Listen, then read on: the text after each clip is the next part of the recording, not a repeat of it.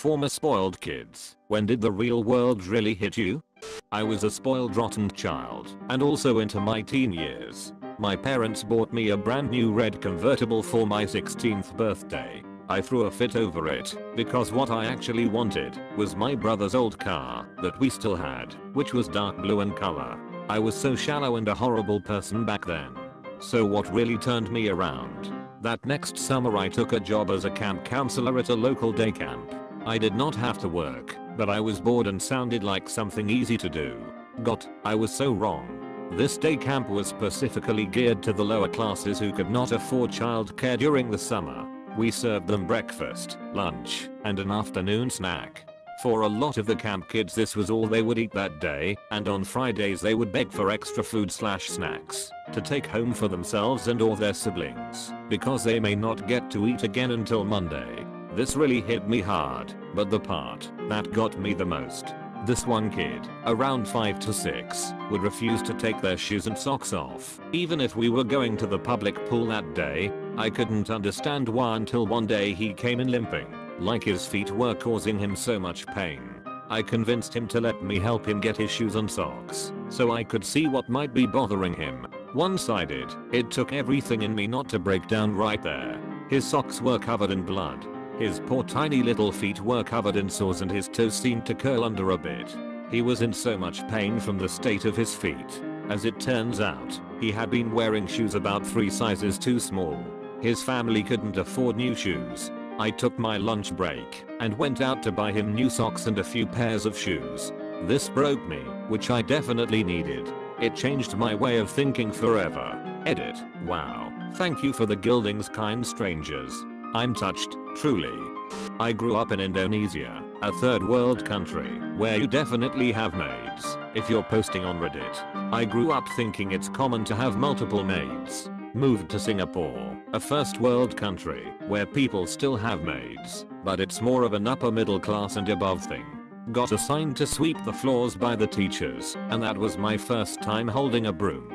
Swept it back and forth like in cartoons, and everyone was looking at me going, what the fuck are you doing? Turns out I was just creating a dust cloud around me. You have to sweep in one direction and gather all the dust into the dustpan. Mind blown. This is the best answer in this thread. I was coming in here expecting I didn't realize people drove cars. I was not expecting I didn't know how to use a broom. Grew up in a fancy home, more rooms than you could ever need on a large property in a pretty rural area. I got everything I wanted whenever I wanted. Huge plasma TV, DSLR camera, motorbike, pony, etc. I never knew what my parents really did for a living. I remember kids always asking what my parents did as a job in the playground and I never really knew how to respond. I soon figured out what my parents did when my dad was arrested for drug trafficking in the house. Cars and everything else was repossessed by the government as profits of crime. I now live in a shitty house that barely stands in a dodgy area of town. It definitely was a shock to the system, but I'm adjusting just fine, I guess. I had a friend like this. Whenever he'd ask his dad what he did, his dad would get him a new dog. Really nice guy actually. Think he's wanting to open up an animal sanctuary. We still don't know what his dad does. We still see him driving around in his Aston Martin. His dad is also a nice guy, come to think of it. Edit. He's probably not James Bond, but his Aston Martin is sweet AF, and he used to take us for drives in it if we were around their house. I fell out of contact with the son about 4 years ago, and he pops up on Facebook from time to time, and still seems pretty happy. At the same school, we had a parent that was a confirmed gangster, ordered a hit on his brother, drugs, the usual. This came out when he was arrested and put in prison. I didn't really know the kids, but I always heard they were really nice and down to earth. I was raised by my great-grandmother. She was well-to-do, active, well into her 80s, and her world revolved around me. Ballet, gymnastics, all the music classes I could fit in my schedule. I had a menagerie of pets. Christmases were obscene. She catered to my every whim as a child. Now that I'm an adult and my wonderful gram has passed, I've learned that what I had was really unique. The world does not wait on me. I'm not special to everyone. I struggle with entitlement and narcissistic tendencies. It's isolating at times, and I miss her. The easiest way to get lots of positive attention is to be outwardly humble, kind and gracious with people. You just have to minimize your ego. Same destination, different paths. I grew up in a Midwestern town, middle class neighborhood, private school etc. I never needed anything, but my dad grew up poor and my parents wouldn't give in to any of my big wants. Super Nintendo I never got, haha. My neighbor and best friend got everything he asked for. I loved hanging at his house because he had the best TV, the best food, the newest video games, 100 pairs of shoes, and 1000 hats. After we moved away, I found out that his parents gave him anything he wanted because they were in a loveless marriage and constantly fought around him. They were buying love when my parents were showing me love. I always wondered why he would prefer to stay at my house with a crappy TV and an outdated Nintendo with no games. Turns out he wanted to stay at our house because my parents didn't fight and would actually listen to him. My parents became surrogate parents for him, and to this day he calls them mom and dad. I'm happy to call him brother. If it weren't for him, I would never have known how I won the parental lottery. We had a neighbor like that when I was a kid. My family was dirt poor for a long time. Dad didn't make a lot of money and mom was Catholic and very fertile lol. This kid that lived next door had every toy and game on the market, but every summer morning, he was at our door asking if the boys could come out and play. He also went through a phase where he became very jealous of any time he could spend with our dad and would almost aggressively try to hoard the seconds. Apparently his own dad was more interested in his new girlfriend and would just write a check every time his kid was supposed to live with him. The boy's mom wanted to date around and party and he ended up living with his grandparents, our neighbors. My dad is a great guy and would include the kid in various family activities. He turned out to be a pretty good adult and I know my dad is partly responsible. When I was 16 my parents left for a week vacation and gave me money for the week.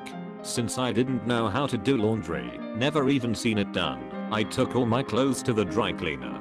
Even my panties. The cleaners asked 3 times if I was sure I wanted them dry cleaned. I said yes. 2 days later I got 8 pair of panties safety pinned to individual hangers. My laundry cost about $90 that week. I just assumed this was all normal. Edit. Real world hit me only much later. It's only in retrospect I see I was spoiled. Sort of around when I had a limited allowance and budget in college. I was spoiled but not rich. More naive than anything. I grew up with my mother doing everything for me. I was never taught many things because she would do everything. She's an amazing mother, don't get me wrong, but I wish I was taught more. Well, I have a job now where I take care of mentally disabled adults. You basically have to do everything. You have to do all of the cooking, all of the cleaning, all of the laundry, and you have to shower clients and change their clothes and diapers. Some of them can change themselves. I'd say that this job is helping me a lot. It's giving me more experience in the real world and a great opportunity to help my patients and spend time with them. Yeah, my mother did similar things. She wasn't a very good mother though. She really tried, but I know that I would have been much better off if she'd given me some chores to do and made me do them, or if she made me feel like I was a contributing member of the household instead of someone carried along on a special chair by a Sherpa. She sort of worshipped me because I was supposed to become a smart medical doctor and she would live through me, doing all the things she couldn't do herself. Needless to say, this didn't work out. At 20, when I started dating my now husband, he was raised by a single mom who worked 3 jobs, and they still barely got by, while my mom was a SAHM and my dad was / successful in his line of work. Husband and I went to high school together. At the beginning of every school year my parents would easily drop $15k on me and my sister for school clothes. My husband would go with our HS secretary to get clothes that were paid for by the school district. I didn't even know that was a thing. Edit. Yes, I'm aware, and I agree that this is a stupid amount of money to spend on clothing. To clarify, a large portion of that amount was spent on designer items / accessories. Edit 2. Grammar. Edit 3.